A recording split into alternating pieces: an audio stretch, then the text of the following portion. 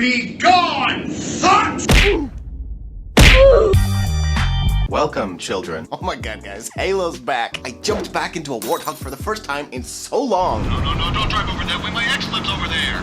Sir, a Covenant dropship just landed in that area. Good? Let her deal with them. I gotta say, man, I've been looking forward to this. When I first heard that the Master Chief Collection was coming out on PC, I was like, okay. But you might be surprised with my final verdict, so stick around to the end. By the way, before we get started, I'm coming up on my 1-year anniversary of my very first ever YouTube video, and it's been a wild ride, man. Watching this channel absolutely explode.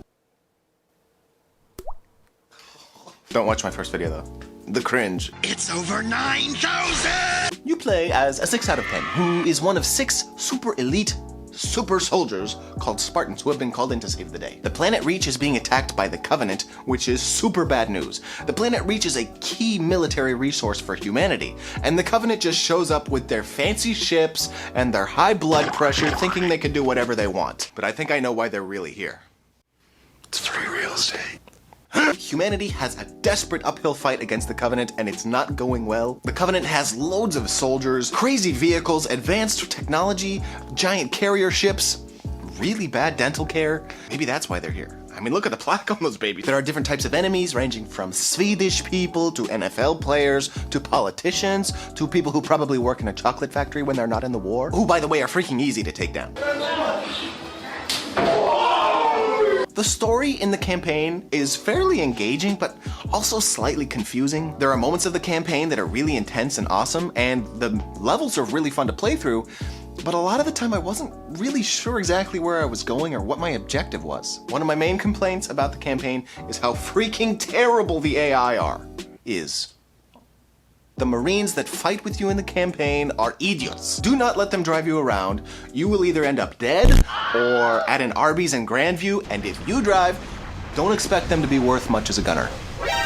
You're basically fighting alongside the Belgian defense cadets. You have 5 squad mates that will accompany you at various times throughout the campaign, and the game kinda really goes out of its way to try and get you to care about these characters. Sometimes that doesn't really land, but other times it works perfect. The game is a direct prequel to the original Halo Combat Evolved. It literally takes place just a few days before Halo 1 begins, and this game ends at the beginning of Halo 1. You even get to meet Captain Keyes, who... oh, maybe I should invite him to my new Discord. The campaign had some pretty fun and epic moments, although the story wasn't really anything to write home about. It was a pretty short campaign. I finished it in like less than 8 hours. But overall, I think the game does a good enough job giving a backstory to what happened leading up to the original Halo, as well as conveying just how dire this whole situation is for mankind. We like to say people kind. By the way, I will be reviewing all of the Halo games as they come out on PC, so make sure to subscribe. And if you haven't seen my review of The Outer Worlds, you should go check that out because it's a fun video. But the gameplay is good.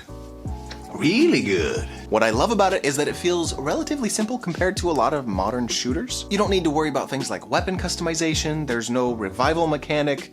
It's just a fun, fast-paced shooter that doesn't really bog you down with a lot of things to manage. It's really pretty simple for someone to just jump in and get the hang of it relatively quickly, although building skill and strategy does take time. My favorite weapon is the DMR, which stands for Designated Marksman Rifle, and it's very satisfying dispatching those alien mamones like perfect. By the way, if you wouldn't mind, please share this video so YouTube will stop making fun of me. The game's music is epic. It really adds gravity to the gameplay. It helps to flesh out the way the levels feel and just helps to communicate how intense the whole situation is. Now, I know what you're thinking. Come on! Tell us about the multiplayer. How is it? Are you any good at it? No. The multiplayer is a lot of fun. Full disclosure, I'm not really a multiplayer kind of guy. I like those immersive single-player experiences, so I don't play these kind of online shooters very much at all. But this is Halo, and it holds a special place in my heart from when I was just a little scumbag. I played a lot of Halo back in the day with my friends, and now that it's out on PC, I decided to give it another whirl, and I really enjoyed it even though I suck at it. I'd be playing with my brother, and he'd be like, hey, come over here to the other side of the map with the rest of the team so we can play as a unit. And I'd be like, I'll be there in 10 minutes. And other times I would just carelessly run into a room with no shields, 3 enemies, and he's like, You stop! You stop! The combat is tight and fluid and smooth and fun unless you suck like me. It's very satisfying to take down other players in a match.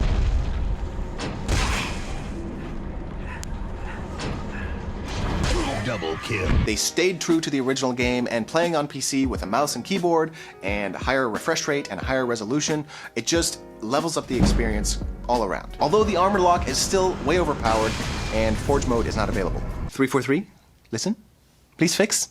In summary, the game's a lot of fun. The port to PC was done very well. The campaign is worth playing in my opinion. If you're really into the online multiplayer, this is a great one to have in your library. Also, the price is super reasonable at $40 on Steam for the entire Master Chief Collection, which will eventually contain all 5 games as they're released, or for $10 a month on Xbox Game Pass for PC. Really good value either way. But if you're like me and you mainly play single player stuff, you might want to give this one a miss, unless you're really into the Halo universe and its lore, like I am.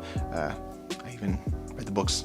So I would probably give Halo Reach a solid 9 out of 11.7, but there are no Halos in this game at all. 0 out of 10, get that corn out of my face! And watch this crap next.